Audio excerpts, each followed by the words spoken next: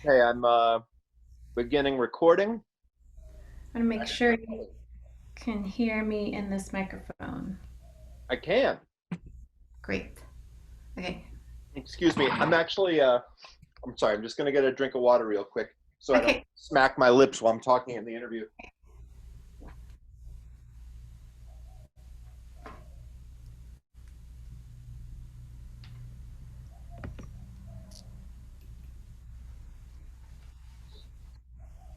All right.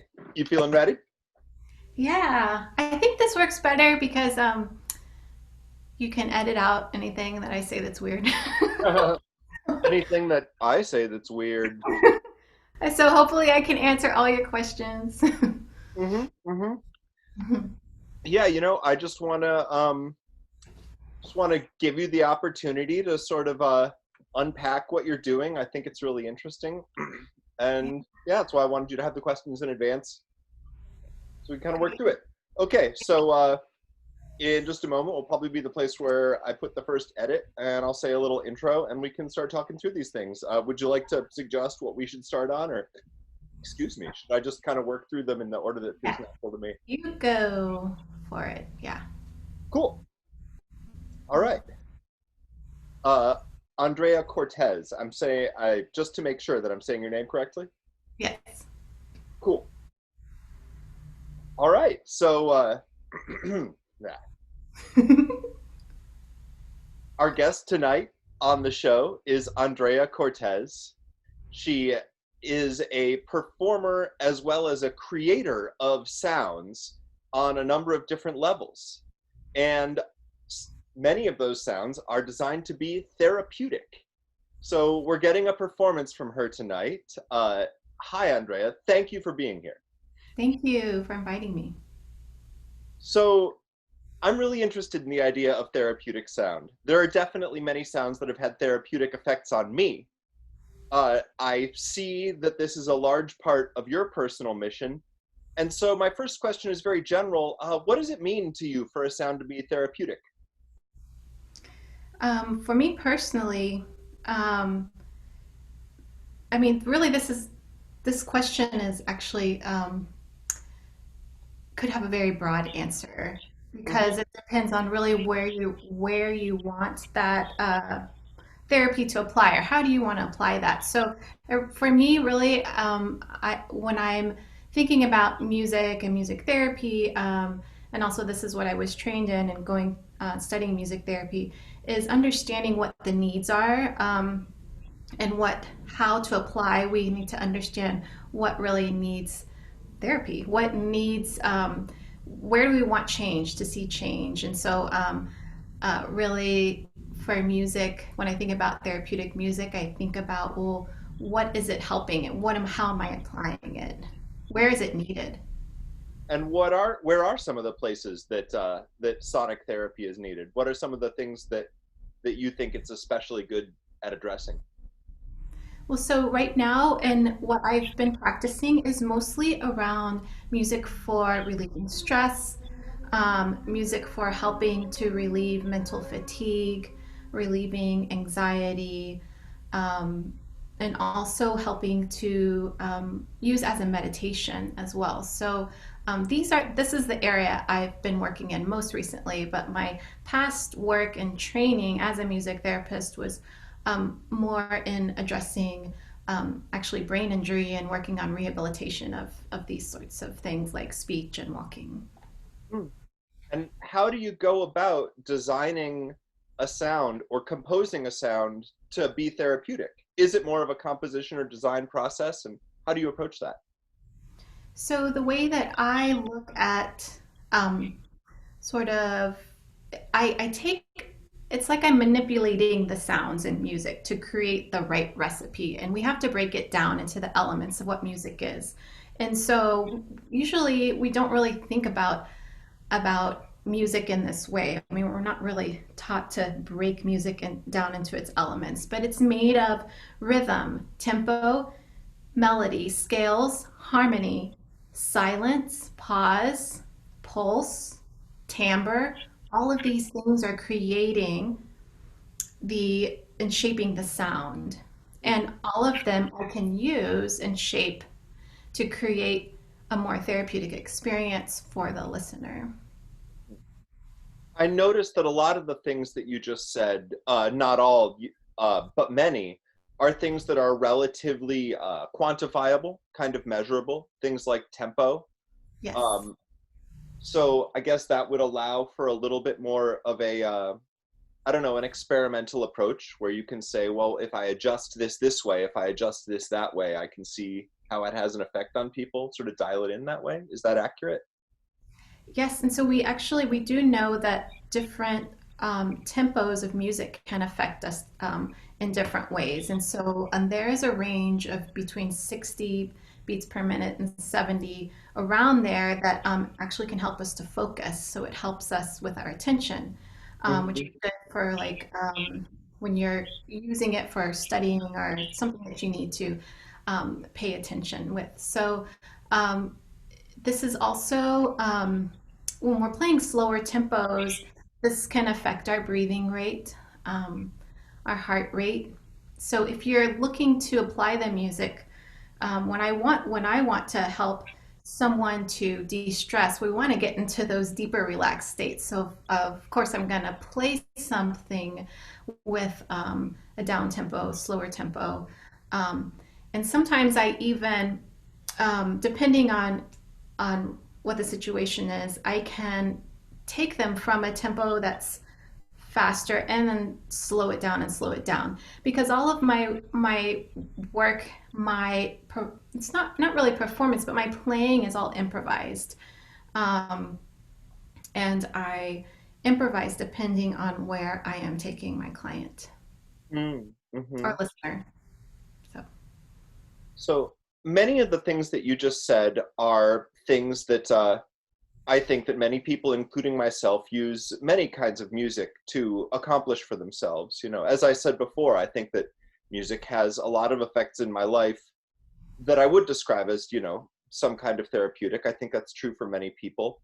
mm. Would you, well, I guess I say I would describe it that way. Would you say it's accurate to say if I'm listening to lo-fi hip hop beats to study and relax to, and that's helping me study or relax, or if I'm listening to some kind of like ambient or new age record to help me de-stress, are those therapeutic applications? Is that different? Is that kind of use of music different from what you're doing? So there are some composers and musicians who are designing their music to be exactly for therapeutic applications. Mhm. But then there's also like what you're describing, like new age style music, and maybe the music that you're listening to is already has the elements of being relaxing for you. And so if you're feeling an effect from that, you're getting the effect. So Mhm. it doesn't necessarily have to be designed particularly um, for relaxation or for meditation, to have that effect and for you to use it in that way. Mhm. Um, but so yeah, so you can choose from different genres. I think that when music is particularly designed to be used as for a therapeutic outcome, then you can like narrow into the effects more strongly. Um, Especially like with classical music, I know with Western classical music, there's so many different um, flows of the music going from these very soft parts, and all of a sudden it's like ragingly loud and then strong, and it's how do you meditate with that? And so like there's some aspects of how to create a meditative piece, and that also comes with when you're thinking about um, creating the music.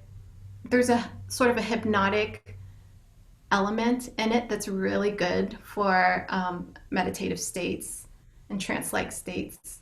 To Mhm. keep a repetition in there, that also helps. So you talked a lot about meditative states, about the effect of these sounds on states of mind. Um, And that makes me wonder about the listener's perspective when trying to take these things in, when trying to gain the benefit of these sounds.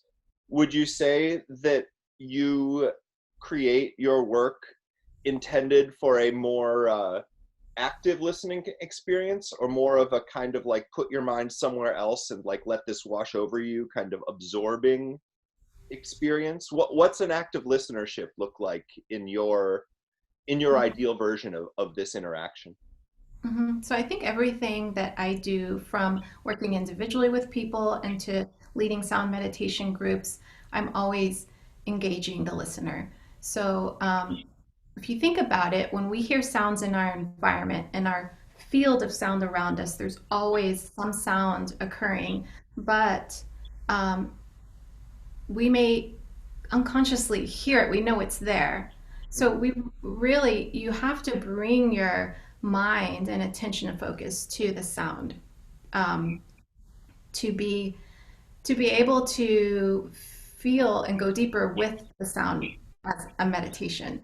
And so this is when we join both sound and meditation, you're bringing in those aspects of meditation, which are bringing your awareness, bringing your presence to the moment. So, this is really, really interesting with sound because of the way that music and sound works. Because if you have um, music, it's always flowing, it's always changing.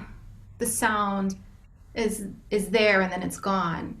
And it's very much like how our thoughts are flowing. Our thoughts come up and then they go away. And so part of observing this occurrence is it's similar to observing our thoughts, observing the sounds, observing the notes. They're flowing in a very similar way. And Mm, so the music really helps us to be present. And when we make that effort to listen, we can allow ourselves to flow on and unfold through time. It's so interesting because music is really, it's helping you to travel through time and space if you are able to be there with it. mm. That actually reminds me of you may know the Rolling Stones song "No Expectations." I Hmm. always really loved that he says, "Our love is like our music; it's here and then it's gone." Ah, yes. The idea that all of it is, sort of any human experience is just sort of something that exists when it exists Yes. and Yes. passes away. And that's what's so beautiful too. And these ideas in meditation from Eastern traditions are about this being able to not hold on to anything in particular, but allow it to go and be able to observe and be there in that without holding on to any particular feeling, emotion, or thing or thought. Um, and that's yeah, that's the characteristic of music and sound. Hmm. Hmm. How does that relate to repetition? Um, with repetition, when I think of repetition, I think of more of like brain entrainment for helping people to get into a state that's can be more actually trance-like and relaxed state. That repetition helps. So when I'm playing, I mean, I don't necessarily like have that happening the whole time. So in the course of let's say an individual session I'm doing or a group, I flow through different elements of sound. So maybe in the beginning, I'm really creating a drone that's really just bringing people present because I also I play the singing bowls, which are great drone instruments.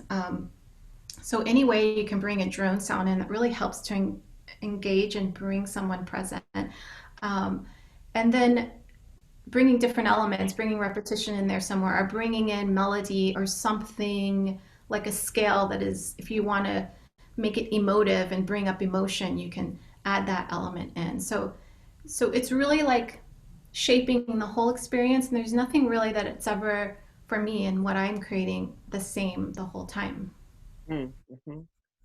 So, tell me about your intention with your performance on the show today. Is it designed around being a therapeutic experience? Is it a performance in a more traditional sense? Are those things different from each other? So, for me personally, I've never really felt like a performer in the sense of like I'm entertaining. Hmm. Um, I think just because I have such a deep connection with music, and I always have, that I feel like there's so much there that it's not just entertainment. Like it connects me to me. It connects me to who I am, and I know that it does that for others. Hmm. So, so I would say in general that when I play, I like to think of it of creating a space for the listener. Now that the goal and intention is always different, but for this evening of playing, I wouldn't say it's like I'm doing therapy, but I would say that I'm creating a restorative listening space. So what we listen to really can affect us, and this goes beyond music. We listen to things on the news. We listen to words and speech of people. All of this can affect our mood and our emotional state. So if we can tune into something um, that is positive, that is relaxing for us, that can be restorative for us, then we are changing and shifting ourselves. It's a form of self-care too. This is it's to shift us into a state that is beneficial. Hmm. I think that that's something that is really needed right now. That's something really valuable, I'm sure, for every person enjoying this show. Uh, Yes, definitely. Yes. Sorry, I'm going to cut this couple of moments. I'm like looking at my list of things. I was very interested in what you were saying, and I didn't think about what to ask you next. Oh, okay. Yeah, here's something that I really wanted to know. You have a piece, "The Secret Songs of Plants," or a work, and the description of it says that it involves plant-generated sounds. How do you generate plant sounds? And is the use of plant-generated sounds related to how that sound is therapeutic? So my work with plants is pretty recent, and I came across a device called Mini Sprout. I don't know if you've heard of it. I haven't. So it's a device that detects the electrical energy in the plant. So it has sensors that go onto the leaves of the plant, and then it has like a sticky substance. So it's kind of like um, just picking, it's detecting the electricity in the plant, the bioelectric energy in the plant. So we have energy and electricity running through us. So does the plant. All living things do. And this device just sticks onto the leaves, and it runs through a software on my computer, which translates that activity into sounds. So the plant will change its sounds depending on changes in its environment. So if I touch the plant, it responds. If the wind is blowing, it responds. It responds to light, responds to being watered. Really, you can hear audio feedback in real time. Well, and that's really interesting because it, for me, it feels like a connection to the plant, and it's um, also a bigger idea of just our connection to nature. So my work with the plant music is really, for me, it's a idea for us to consider these connections that are there between us and nature. And when I play with this and create sounds with this, you're hearing the connection. And I think for us, it's important to remember that we are part of nature, and this in itself is therapeutic. That's the the therapeutic aspect. You feel better when you go out in nature and you spend time, connecting in that way. So. Mhm. From a tech nerd perspective, you said that the plant thing is MIDI. What Yeah. what MIDI Yes. data are you getting off of that? Is that like a series of CC values? Are you getting notes? Are you So using something to affect timbre or compose? this I haven't reprogrammed the sounds for this plant. So I mean, if I once I learn Ableton and stuff like that, I could like make my own sounds from the plant. But right now, I am using what has been already programmed as a template for sounds, so it can choose from different pitches and duration of sounds. So, and I notice like different things, like some plants have lower pitches uh, when they have a bigger base and more soil. And I Seems noticed, intuitive. yeah, and I noticed that if I like blow on the plant, I know that's weird, but it responds to that and it has like higher pitches coming out, like little sparkly sounds. Oh wow, that's incredible. So yeah, it's fun. So instruments and sparkly sounds. Speaking of, your primary instrument is the harp, right? Yes. How what's the connection between that and therapeutic sound? How did you end up playing the harp? Which came first? Is the harp an especially therapeutic instrument in your view? I really think it is. I mean, it definitely has a history of it. You look at so many different cultures around the world and they have some kind of harp. Um, there's a Chinese harp that lays flat that is really connected to Taoism and meditation and this sort of thing. And then there's harps all in so many different musical traditions. The harp that I use is a lever harp. It's a dusty strings lever harp. It's not a pedal harp. It's pretty easy, compact to carry around.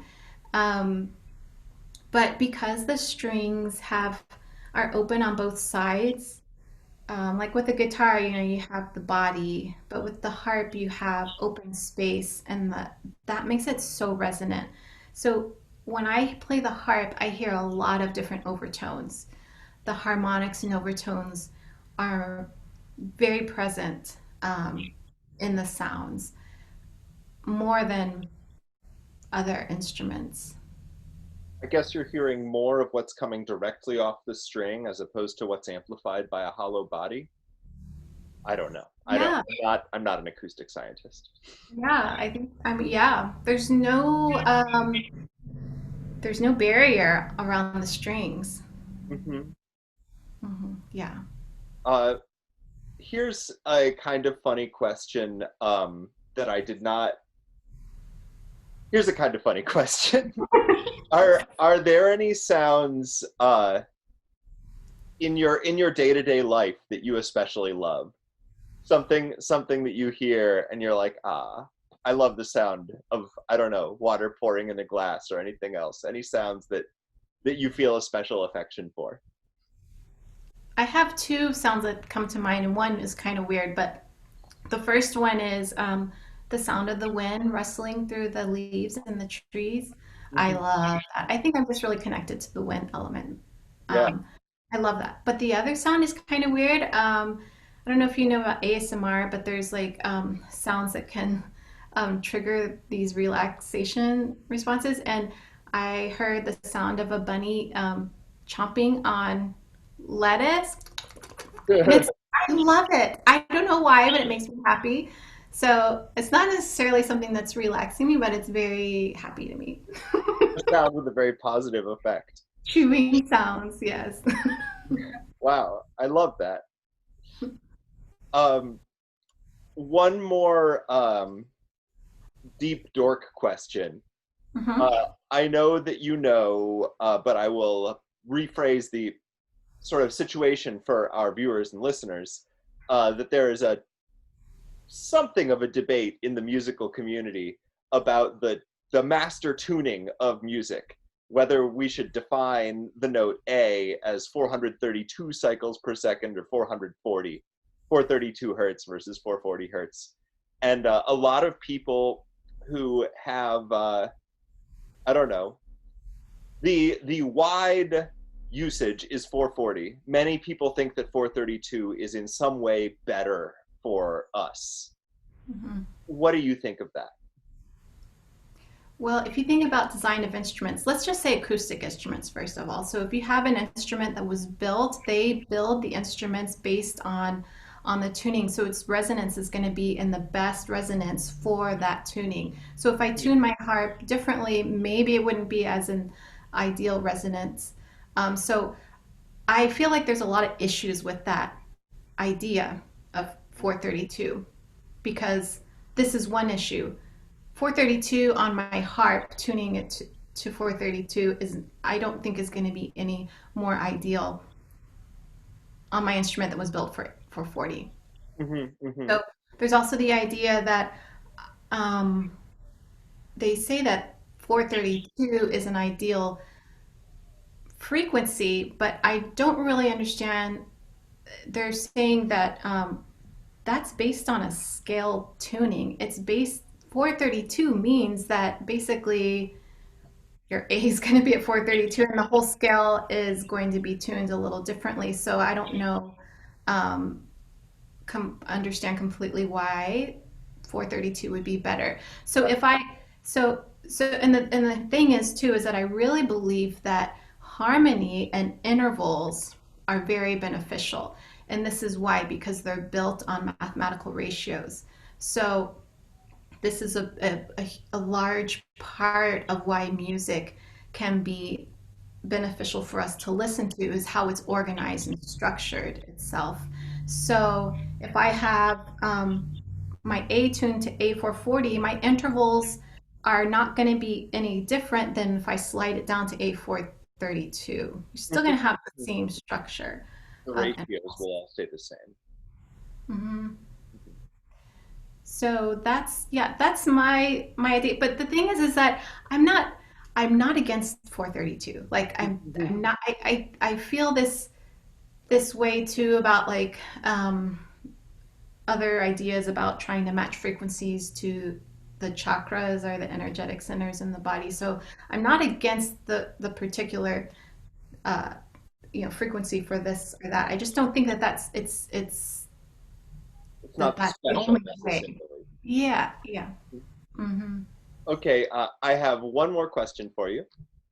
Uh, you mentioned ASMR in a previous answer, and that's something that came to my mind while preparing for this interview as another kind of therapeutic sound. Is the emergence of the popularity of ASMR something that has influenced you as a therapeutic sound designer? And what do you think of ASMR in general? Do you think it's trying to accomplish some of the same things that you're doing, or is it a different fork? Uh, any comment on any of that? Yeah, I think that it is trying to accomplish something in that, what we take in through our ears, it affects our nervous system. And so I think it's an effect on the nervous system. So we want to create um, feelings where we feel like relief, letting go, relax. So I think that's the intent for that. Um, and I don't know that it's really influenced my playing in particular.